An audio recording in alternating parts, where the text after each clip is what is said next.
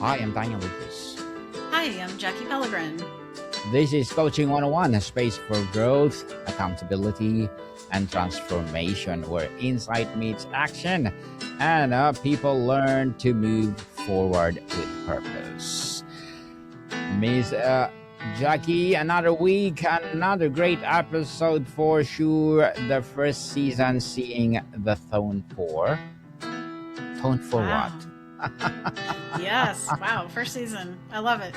Yeah. So we're in episode 12 now as of this recording. So today's episode is called The First Session, Setting the Tone for Growth. So as we know, the first session can build trust, clarity, and momentum right away. So it's important to set it on the right path, right? From the start. See, I did mispronounce session, not season. Oh, okay. That's okay. I think I Well, know what you meant. session and season goes together. Okay, people. Yes. Well, that is our topic for today, and for sure, I hope we will give you insight, especially our knowledge that will inspire you to be a better coach. Right, Miss Jackie? So Yes. the first session, setting the tone for growth. That I think is very important if you're having a client. Yes. Setting Absolutely. boundaries, setting the growth is very important to establish your rapport each other.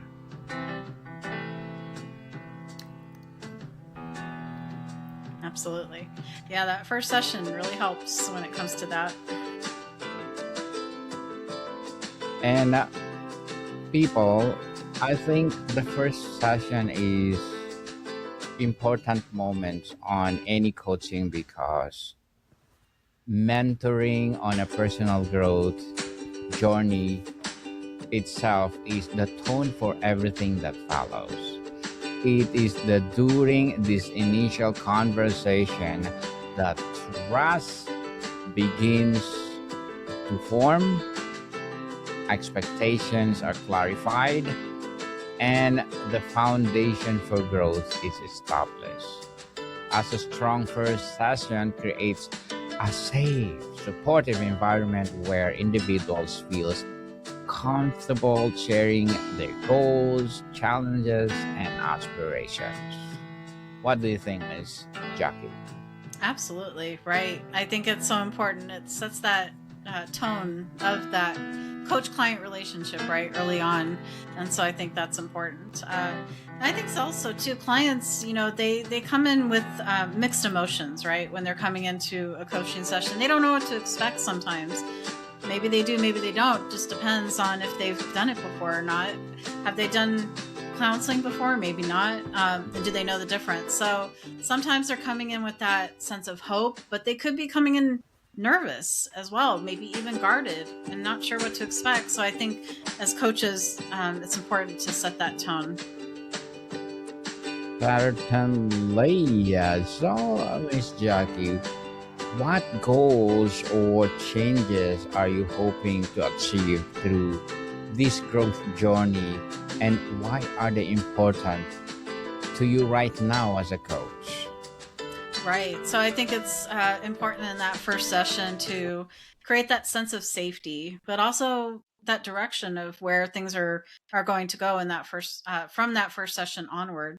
So to me, it's kind of laying down that foundation or setting that compass towards the direction of it. So if you don't have that strong foundation and you don't set that compass of the direction early on, I think it can derail things. So I think it's important to do that as well. So yeah. And you can also, as we talked about in other sessions, clarify what coaching is, what it isn't, set expectations around that confidentiality, the boundaries, as you mentioned, and what the role of the coach is as well. So there's so many different things you can cover in that first session. So laying it out clearly and making sure that the client understands what it's going to be all about, not just in the first session, but moving forward as well. Yes. These questions invite reflection. when someone consider what goals or changes that they hope to achieve through the growth journey. Hmm. They begin to clarify what truly matters in their life or in this moment. Goals may involve personal development or improving relationships, strengthening leaders' skills, building confidence, or finding a greater balance between work and personal lives. So, Ms. Jackie, what goals or what challenges or obstacles have you been facing that led you to seek growth or guidance at this time as a Mm, coach? right. So I think that's important too. Yeah, I think some of the things we can have, like you talked about, those challenges that can come up, obstacles that personal or professional that can hinder that growth. So I think one of the things you can do in the first session is give space in that session for the client to tell their story and their reason for seeking coaching. I think sometimes, and I've seen this before in coaching and I've seen it in counseling as well, that the coach or they want to actually rush through it and get right to what are your goals, what are this and that, but maybe you just take some time in the first 10 minutes of the session, in that first session, and just let the client tell their story, right? And I think it helps to shape it really well when they do that. So and then when you have that, you can identify what that success may look like. And even if the client's not fully clear on what their goals are, I think you can still do that. And then I think also one thing that's important too to help with that is to build rapport with the client early on. So I think those can help as well. And then hopefully you can build in those opportunities to show that it's that you're there to guide them along the way, and that if they do face those obstacles, that you're there as a coach to help them get back on track, right? Certainly, these questions encourage individuals to reflect honestly on the barriers that may be preventing them from moving forward. Challenges often come with many forms, such as uncertainty about direction, lack of confidence, burnout, or time constraints, or difficulty in balancing personal and professional responsibilities as well. So, Miss Jackie, how would you define success for yourself at the end of this process? Oh, I think that's really good. I think one thing that I would want to do as a coach is to one goal of mine would be to create a calm, welcoming environment for the client. Because if they feel nervous coming in to the session, and I'm nervous as a as a coach, then that's not going to end well, right? So create that calm, welcoming environment for the client. And I think one thing, we talked about this before, asking those thoughtful, open-ended questions. So instead of asking questions that will lead to yes no answers or maybe or something like that, ask open-ended questions. That'll help you to get deeper and, again, get that story from the client and what their goals are. And then let the client talk without trying to fix everything immediately. I think a lot of times what we want to do as mentors or as coaches is we want to analyze and we want to fix in the first session, and that's not going to happen. So I think that's one thing too. And then I would say probably uh, end with something that they can reflect on, or a next step, so that you know that this is not just that first session is not done in isolation, but it's part of the bigger picture or the puzzle that you're trying to put together for them and make it a clear path for them. So I think that will help. So those are the things I would recommend to make it a good first session for your client. Definitely. The first session is very important. As they said, first impression is lasting. And how or what strength or personal qualities do you already possess that can support your growth and development? Mr. Jackie? Yes, I think one thing is active listening. I think that's an important quality, right? Because that helps with the open-ended questions, and but being able to listen to the individual and not trying to come up with a an answer, or not trying to think of the next thing that you're going to say, but having that active listening, having empathy, I think is important too. I think we've talked about that before, having empathy and Mm-hmm. grace towards your clients, right? I We think did, that's yes. important. Yes. And I think also being organized as a coach is so important, because you're not going to just have one client. You're going to have multiple clients, and they're all going to have different needs. They're all going to have different personalities. So I think being organized is so important. I don't think we think of that, but being able to have, so if you have a coaching business, or if you're trying to start a coaching business, make sure that you have all of that in place before you start seeing clients. I think that's so important, because if you start seeing all these clients and start lining them up, but you're not organized in what you're doing, and you don't have good project management, or you don't have good organizational skills, then it's going to be a mess, and you're not going to you're going to miss appointments, or you're going to be late or something like that, and it doesn't reflect well on your professionalism as a coach. So I think that's another thing that can be a make or break situation, is to do that. And just and if you need help with that to get started, then seek out some professional help with that. So it's okay. As professionals, sometimes we need to seek out other professionals as well to help us. Yes. If you need help, people ask for help. And Yes. sooner or later, Miss Jackie, my plan to our coaching 101, we are having a coaching business. For me, my alignment is coaching people to have their own podcast, and for Miss Karen to be a coach in arts. And I don't know for you, partner, what will be you gonna do as a coach? Hmm. What you specialize? Right. Yeah. So my specialization is in education, training, instructional design. So I can help businesses, whether they're doing executive. So I can help, in that sense of it. So even though I don't have that coaching, you know, credential, I can still, help with consulting and things like that. So yeah, so I can come alongside anybody that wants that help as well. Because when you're starting a business, you have to have, especially if you're going to have people that are going to work with you, you have to be able to provide that personal and professional development. So it's so important, and I think that's one thing that's often overlooked. That training and professional development are one of the cornerstones of a good business. So yeah, so I like Let's that. do that. Let's do it, Miss Jackie, to the next level next year, because I'm still establishing all the podcasts that I we are doing right now. Let's do, because you are in the US and I'm in Canada. Let's do All have right, set up coaching 101 LLC that protect ourselves. I love That will that. be a That's a great next idea. step. Yes, that will be our next step for Coaching 101. I hope you will support us. I will specialize in how to create a fascinating podcast, and Miss Jackie will give you a direction in business, and Miss Karen will give you a direction for being an artist. Hmm. So, looking forward for that brighter future on Coaching 101. So, please support us. So, Absolutely. Miss Jackie, what fears, doubts, or uncertainties might be holding you back from reaching your full potential?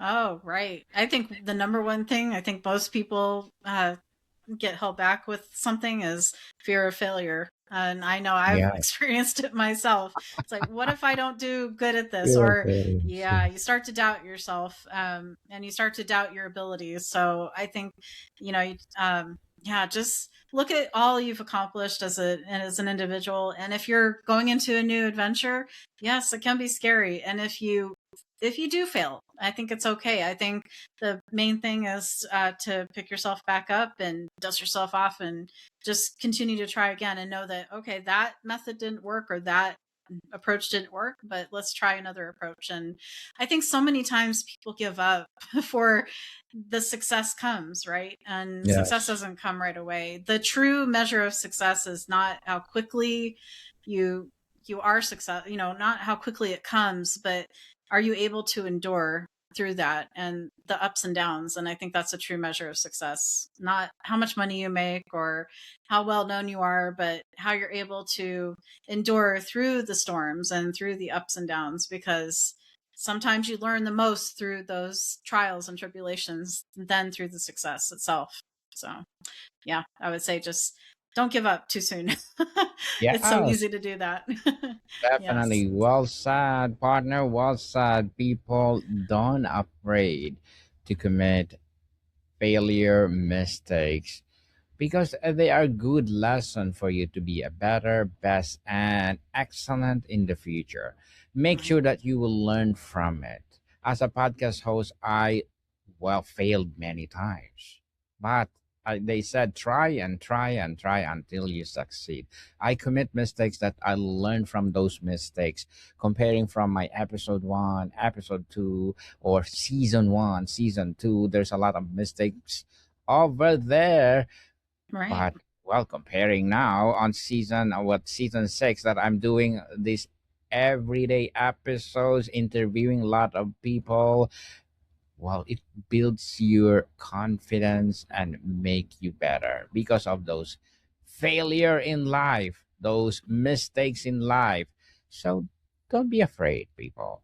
Right. Keep doing mistakes and failure because they are Absolutely. the big lessons in life to be Mm. better.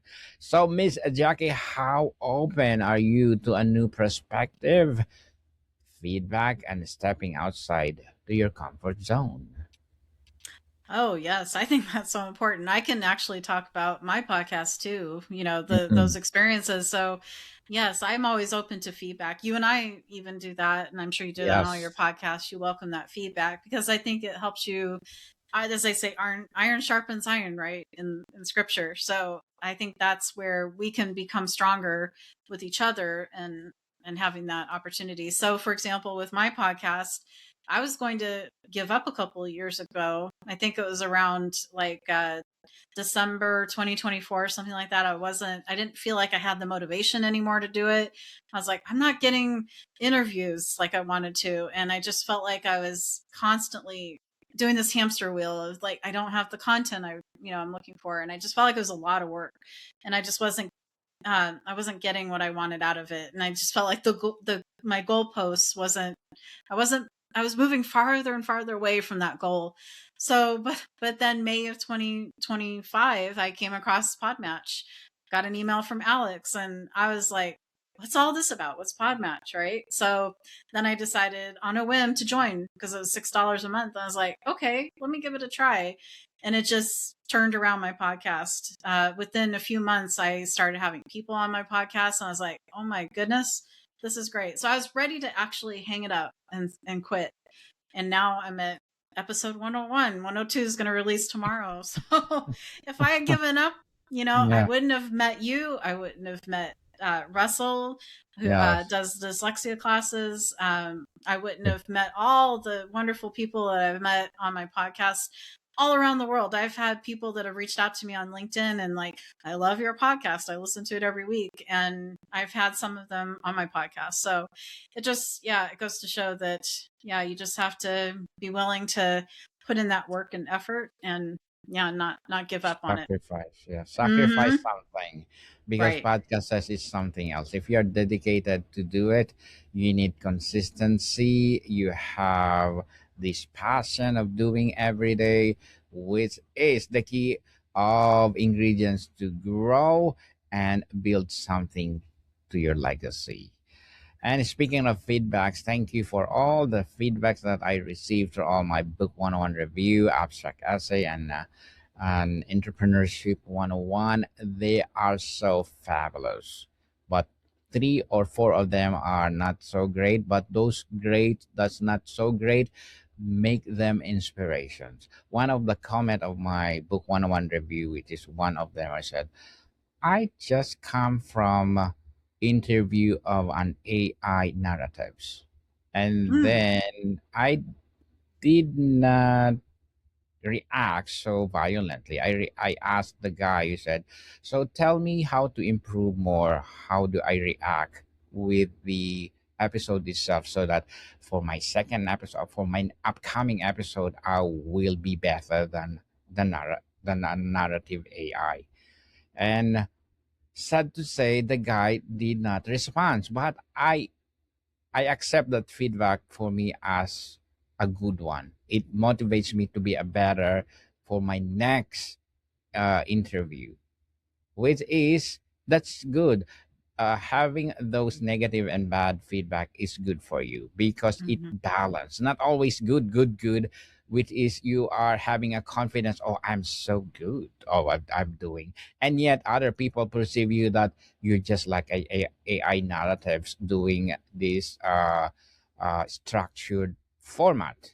Which is I am. I do have a structure because I believe that having a structured format give you something because uh, even the universe have a format. Hmm. Circling the universe, even the planets have a format. So if you have a format that you are using, mean to say that 100% you will be successful because of that patterns, because we are created with patterns. I That's true. myself. I am Mhm. too. Yeah. Mhm. Yeah. Yeah. I think that consistency helps. Absolutely. I think it's key. And then also be willing to make adjustments when you need to. Like my Yes. intro to my podcast has changed several times because then I'm like, well, I've expanded my listener audience, right? So I can't Yep. just say. I used to say GCU students and alumni in the beginning, and I'm like, oh, I need to expand it out. I can't just have my audience. Originally, my podcast was for my students, but I realized that since it's worldwide now, I can't just focus on my students in my class, although they are still part of that audience, right? They listen to it. But I Hmm. realized I have to expand it out. So my intro changed, and then how I interview people, that's changed. So yeah, so being willing to make those small adjustments, right, is important. But I agree, consistency is so important in what you do. That's Yes, a good thing. yes. And having a pattern, people, is boring. Most especially if you human. Human are built to be bored. If you have a patterns, thank God those planets have no feelings or whatever to feel bored that circling the planet, circling the sun every now and then at the same time they are rotating. That's so boring. And for Hmm. us, yes, for sure. If you have a pattern that you follow every single day, you feel bored. But if you have a discipline, as I said, if motivation is gone, discipline is there, well, it will give you the best results. So, Miss Jackie, to wrap up our discussion for today, what do you typically respond to setbacks and what you like to change about that response moving forward? Yes.